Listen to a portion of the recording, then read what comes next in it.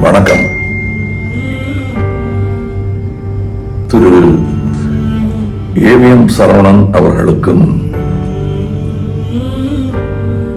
எனக்கும் உள்ள உறவு என் அண்ணன் சந்திரஹாசன் அவர்களுக்கும் சாருஹாசன் அவர்களுக்கும் எனக்கும் உள்ள உறவு போன்றது. இவர்களுக்கு என்ன, இந்த உறவுக்கு என்ன பொருள் சொல்வது, இவர்களுக்கு எந்த மாதிரியான மரியாதை தருவது என்ற ஒரு குழப்பம் சிறுவயதில் ஏற்பட்டதுண்டு. காரணம், அது நான் என் 20 வயதை தாண்டும் பொழுது உறுதியாகிவிட்டது. இவர்களுக்கு கொடுக்க வேண்டிய மரியாதை என்ன என்பதை என் அடிமனதில் முடிவு செய்துவிட்டது.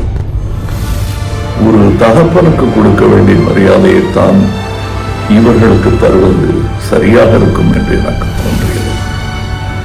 அப்படித்தான் என் மனதில் நினைத்துக் கொண்டு நான் வாழ்ந்து கொண்டிருக்கிறேன்.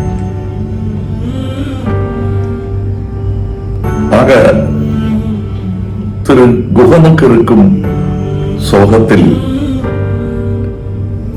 எனக்கும் பங்கிருப்பதாகவே நான் உரிமை கொண்டாடுகிறேன்.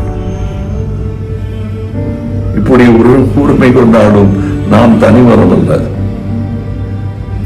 ஏவிஎம் என்ற பெரும் தோப்பில் நடப்பட்ட ஒரு சிறு செடி. இன்று வளர்ந்து வந்திருக்கிறேன்.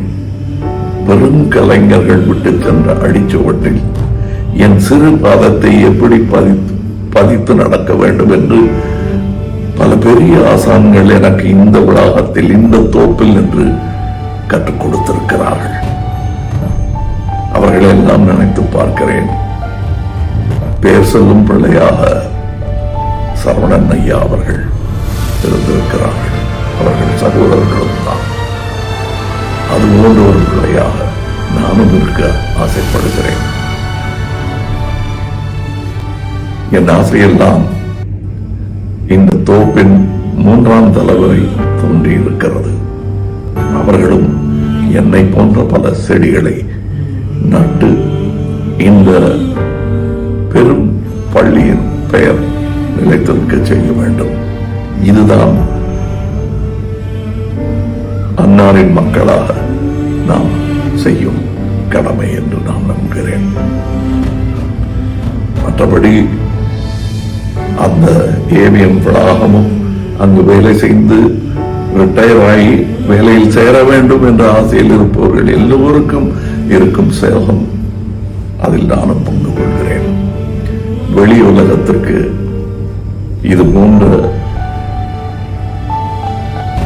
பின்னணி ஆளுமைகள் பற்றி தெரிந்திருக்க வாய்ப்பில்லை. நாங்கள் அவரை வணங்குவதற்கான காரணம் எங்கள் வாழ்க்கையை பார்த்தாலே புரிந்துவிடும். முக்கியமாக எங்கள் கலை வாழ்க்கை. அவருக்கு நன்றி சொல்லும் ஒரே வழி அவர் கண்ட பாதையில் வீறு நடை போட்டு நடப்பதுதான். நன்றி ஐயா.